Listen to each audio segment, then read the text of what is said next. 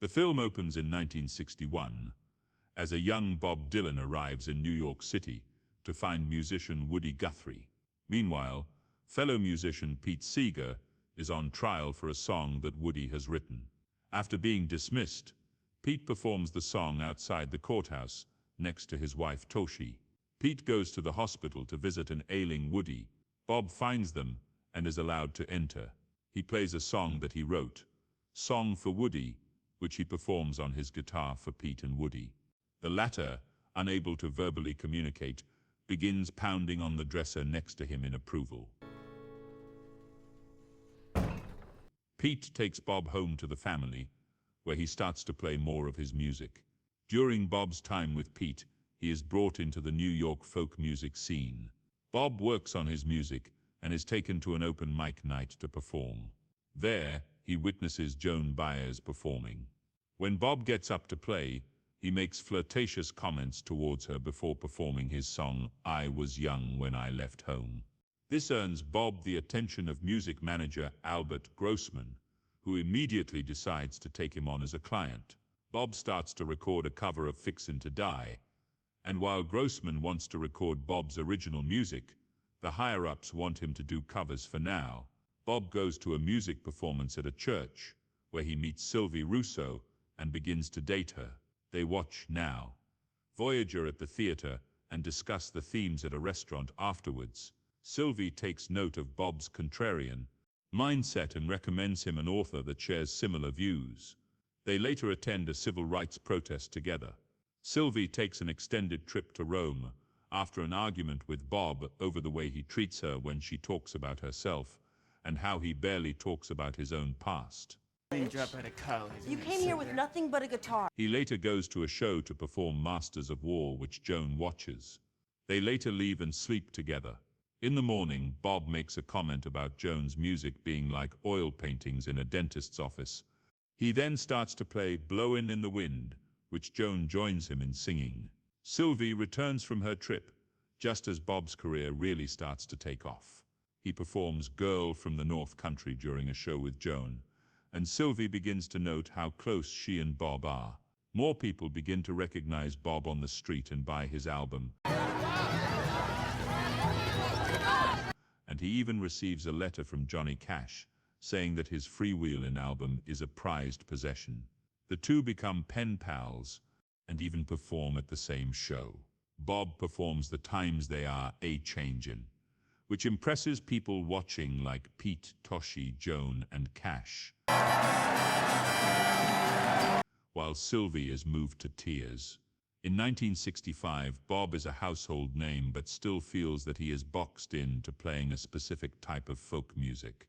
He meets fellow musician Bob Newworth and goes with him to one of his performances.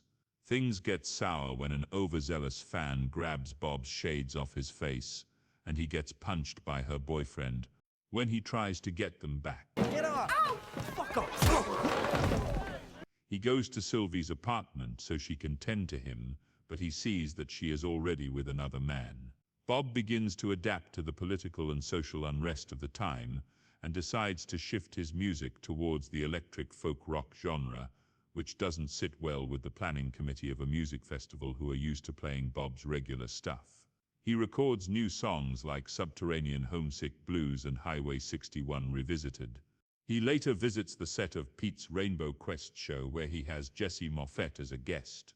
Jesse lets Bob borrow his guitar to have him play It Takes a Lot to Laugh, It Takes a Lot to Cry. Bob later goes to Joan's apartment to reconnect, but she makes him leave after a while. They later go on their tour, but things take a turn when Bob tries to play his own music apart from the set list.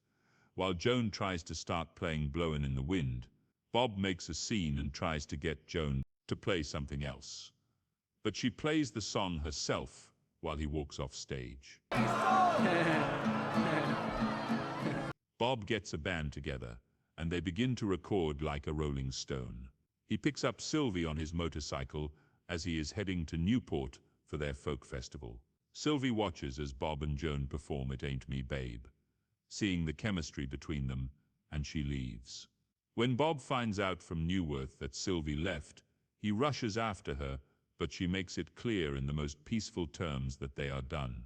Pete visits Bob in his hotel room on the morning of his closing act performance. The festival committee has become so concerned with Bob playing electric music that they have Pete come in trying to convince him to change his mind about it, even trying to make Bob see that it would affect Pete's own career.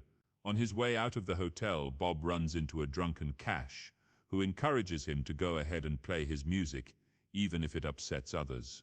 That night, Bob and his band take the stage, beginning with their performance of Maggie's Farm. The crowd reaction is immediately hateful, with many booing Bob and demanding he play his old stuff, while a smaller group is appreciative of the new sound. The head of the committee tries to shut down the music, but is physically fought away from the equipment. Bob starts to play "It Takes a Lot to Laugh, It Takes a Lot to Cry," and people start throwing stuff at the stage. Pete eventually tries to get the music shut down, but both Grossman and Toshi stand in his way. After finishing with "Like a Rolling Stone," Pete pleads with Bob to finish the show with a folk song. Bob initially refuses until Cash gives him a guitar to go ahead and play "It's All Over Now, Baby Blue." The crowd is pleased. The next day, Joan catches Bob before he leaves. She comments that he won and got the freedom to play his music, though Bob asks what was really won. He then goes to visit Woody at the hospital one last time, before leaving town on his motorcycle. The ending text states that 1 month after the Newport Festival, Bob Dylan released Highway 61 Revisited, which was said to be one of the most influential albums of all time.